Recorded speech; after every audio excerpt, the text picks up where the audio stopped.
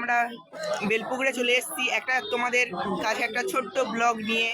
এই ব্লগ হচ্ছে কি বেলপুকুরের শিব চতুর্দশী মন্দির।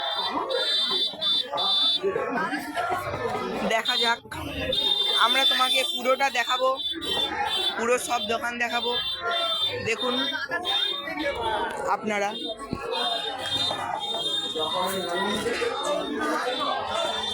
এদিকে সব খাবারের দোকান।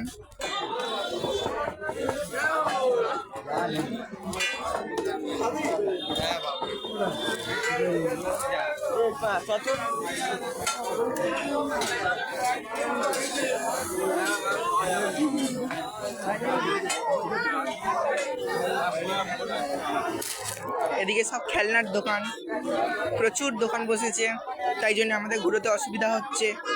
এদিকে ফুচকা, আইসক্রিম, শিব মন্দির ওইদিকে আছে।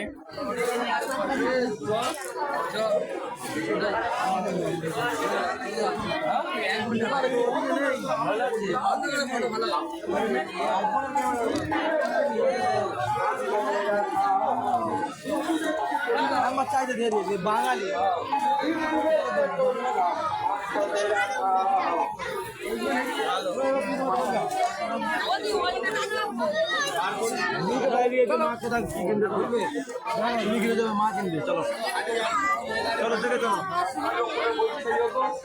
প্রচুর ভিড়।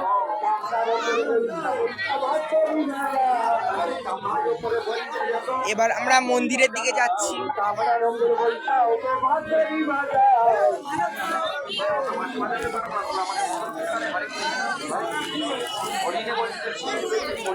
ভেতরে 3টে মন্দির আছে।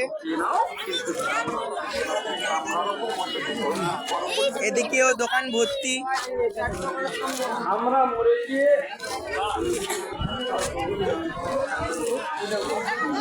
চারিদিকে দোকান। এগুলো সব মন্দিরের এরিয়া।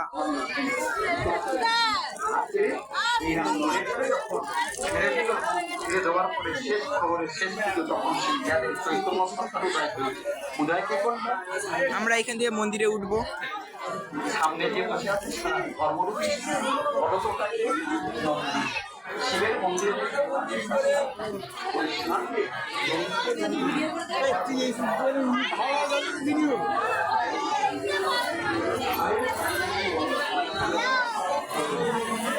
ভেতরে 3টে মন্দির আছে।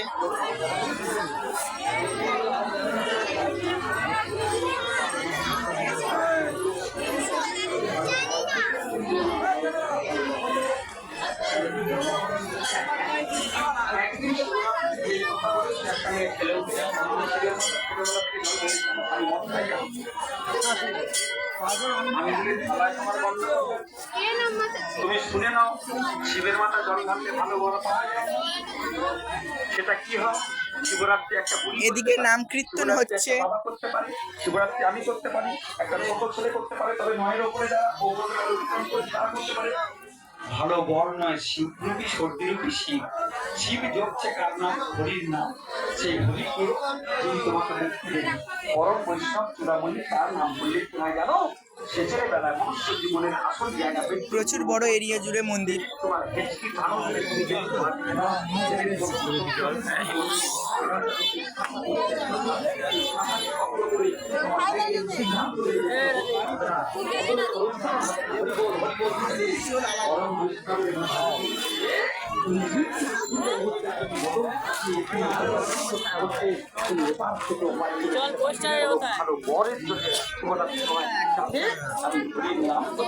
এটা মন্দিরের মেন গেট।